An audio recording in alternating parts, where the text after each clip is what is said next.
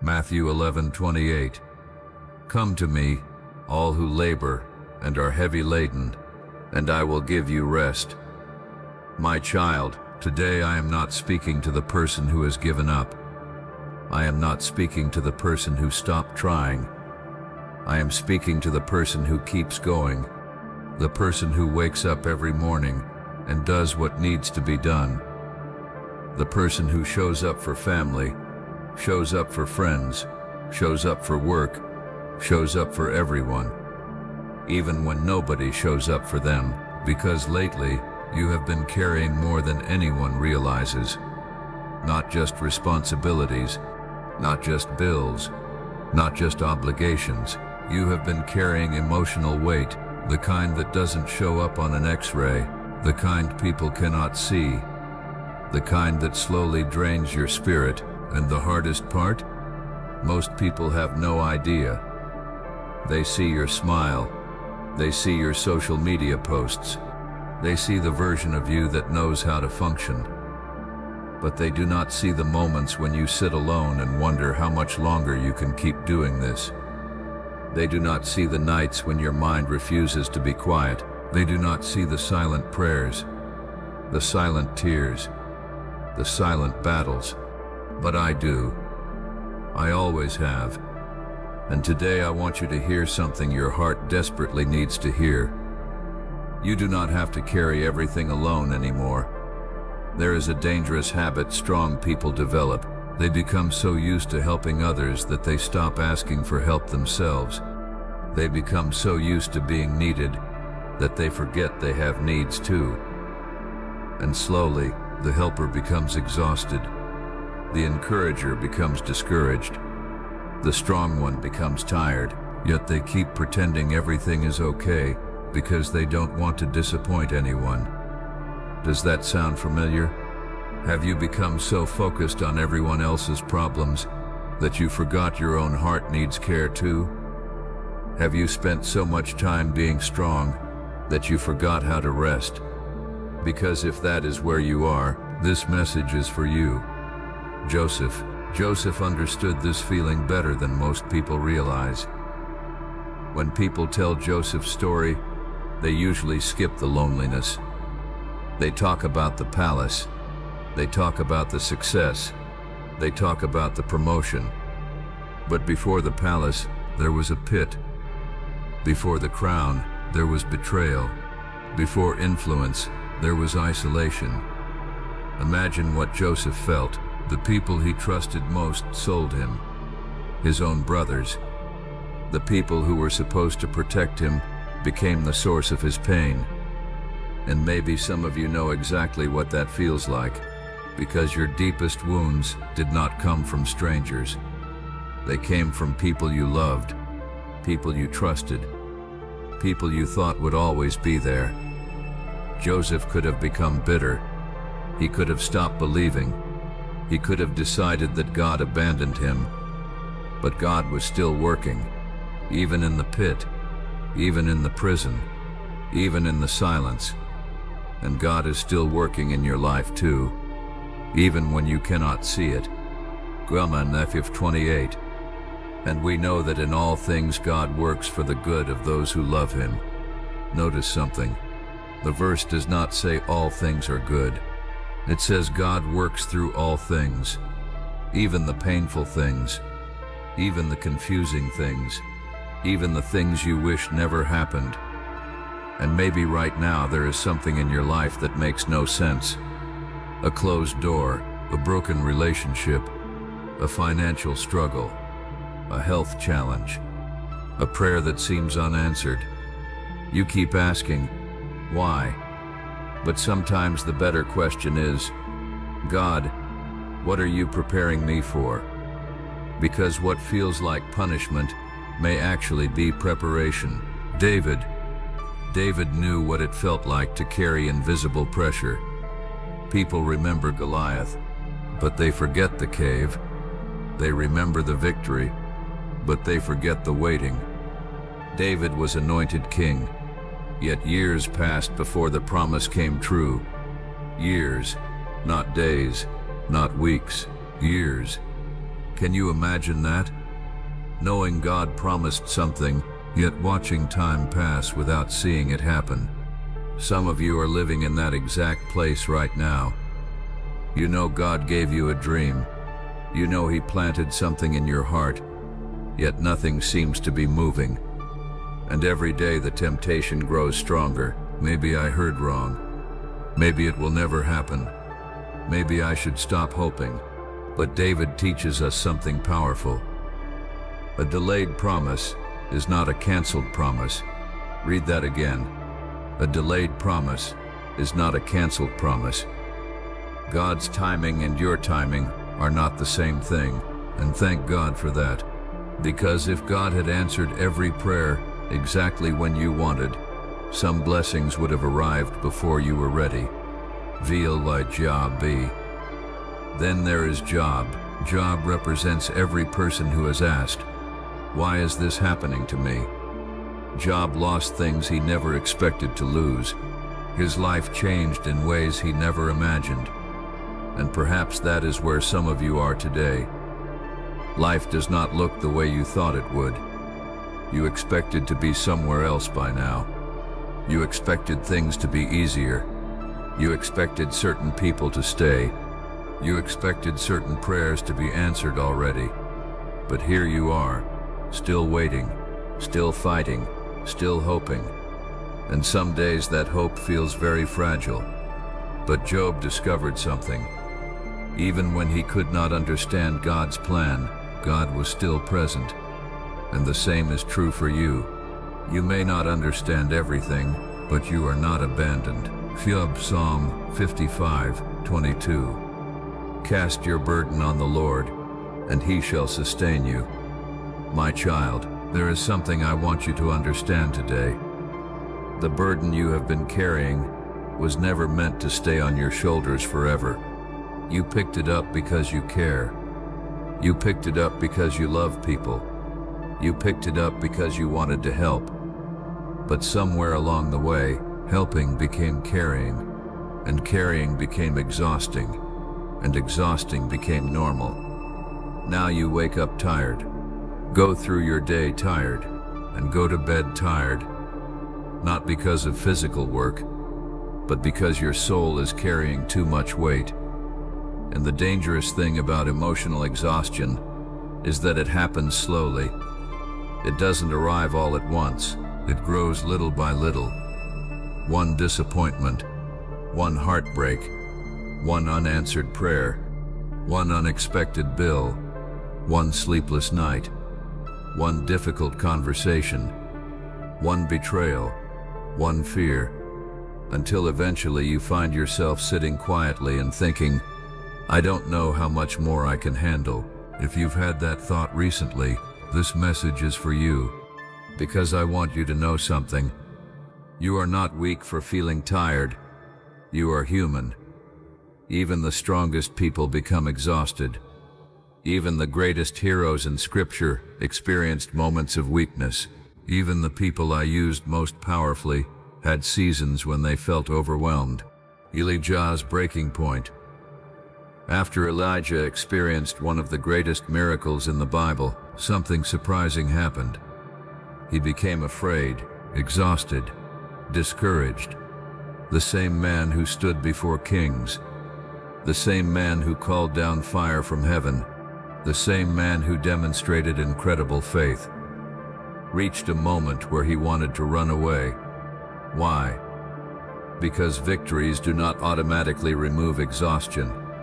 Sometimes people survive the battle only to collapse afterward. And maybe that describes you. You've survived things nobody knows about. You survived heartbreak. You survived loss. You survived disappointment. You survived seasons that should have broken you. But now you're tired.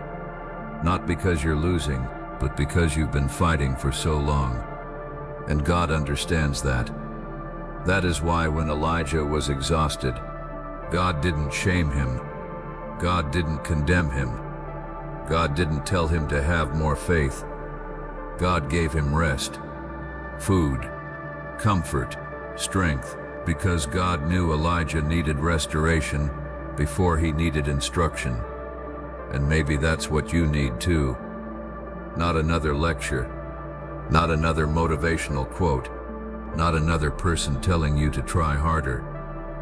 Maybe what your soul truly needs is rest in the presence of God. Get Isaiah 40:31. But those who wait upon the Lord shall renew their strength. Notice what that verse says. Renew, not replace. Renew, because God is not finished with you. The strength you feel you've lost can be restored. The hope you feel slipping away can return. The peace you feel you've misplaced can be found again. Your story is not ending here. My child, some of you listening right now are carrying a secret fear, a fear you've told nobody about. Maybe it's financial, maybe it's medical, maybe it's relational, maybe it's about your future, but every day it follows you. You think about it when you wake up. You think about it while driving. You think about it before falling asleep. And sometimes that fear feels bigger than your faith. But listen carefully. Fear grows when it becomes your focus. Faith grows when God becomes your focus. The enemy wants your eyes fixed on the problem. God wants your eyes fixed on the promise. Peter on the water. Peter discovered this firsthand. When Jesus called Peter out onto the water, something impossible happened. Peter walked. Think about that. A fisherman walked on water. Not because he was powerful, not because he was special, but because his eyes were fixed on Jesus. The moment Peter started looking at the wind, the waves, the storm, fear took over, and he began to sink. How many people are doing the same thing today? You spend hours looking at problems, hours looking at fears, hours imagining worst-case scenarios, hours worrying about things that haven't even happened yet. And slowly, the storm becomes bigger in your mind than God. But Peter's story doesn't end with sinking. Jesus reached out his hand and lifted him. What a beautiful picture. Because that's exactly what God still does. When your faith feels weak, He reaches for you. When you feel like you're drowning, He reaches for you. When you feel overwhelmed, He reaches for you. You are not carrying this alone. Click 1 Peter 5:7. Cast all your anxiety on Him, because He cares for you. Notice the word all. Not some, not part, all. God is not asking you to carry half and trust Him with half. He's asking for all of it. The anxiety, the fear, the uncertainty, the heartbreak, the burden, the pressure, the thing you've been trying to manage by yourself. Give it to Him. My child, I know there are days when you feel forgotten. Days when it seems like everybody else is moving forward. Everybody else is getting blessed. Everybody else is seeing breakthroughs, and you're still waiting. But comparison is one of the quickest ways to lose peace, because you are comparing your behind the scenes to someone else's highlight reel. You are comparing your chapter 3 to someone's chapter 20. You are comparing your process to their outcome, and that comparison is stealing your joy. Remember Joseph. Joseph spent years in preparation before promotion. Remember David. David spent years waiting before reigning. Remember Job. Job endured seasons of loss before restoration. Remember Peter. Peter stumbled before becoming a leader.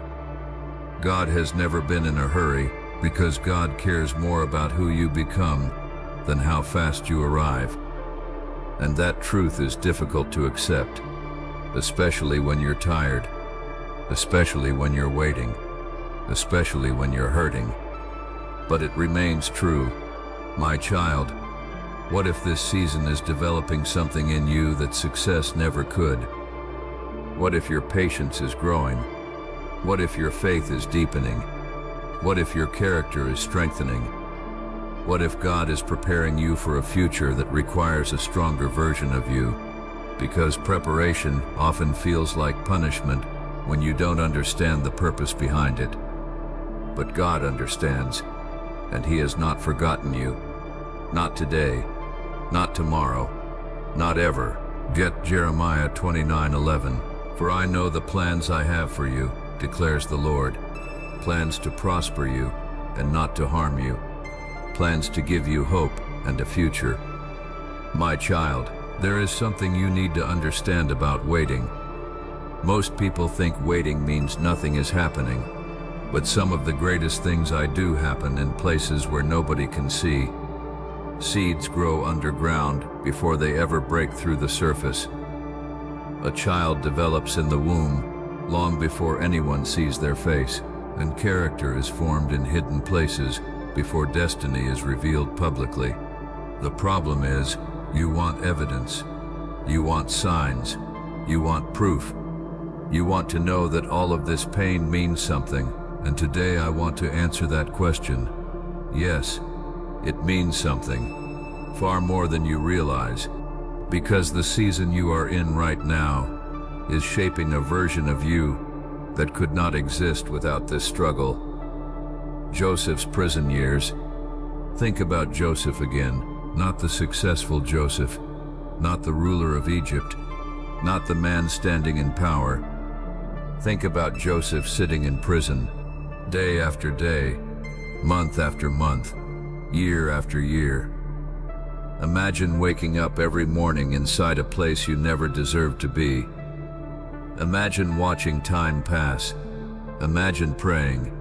Imagine believing. Imagine hoping. And then imagine nothing changing. Can you relate to that? Because many people listening right now know exactly what that feels like. You are doing your best.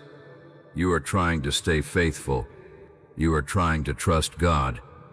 But from your perspective, nothing is changing. The breakthrough isn't here. The answer hasn't arrived. The door hasn't opened. And the temptation grows stronger every day to quit, to stop believing, to settle, to assume this is how life will always be. But what Joseph could not see from prison was that God was arranging things outside the prison. Conversations, people, opportunities, events, all moving into position. The miracle was already in motion before Joseph could see it. And maybe that's exactly what is happening for you right now. Maybe things are moving that you cannot see. Maybe doors are opening that you don't know about. Maybe prayers are being answered in ways you don't yet understand. Just because you cannot see movement does not mean God is not moving. Goft Isaiah 55:8-9. For my thoughts are not your thoughts, neither are your ways my ways, declares the Lord. Colbers, if God showed you everything He was doing, you wouldn't need faith. Faith exists because we cannot see the entire picture. And that's hard, especially when you're tired, especially when you've already waited longer than you expected, especially when you're carrying burdens nobody else understands. But faith says, even if I can't see it, God is still working.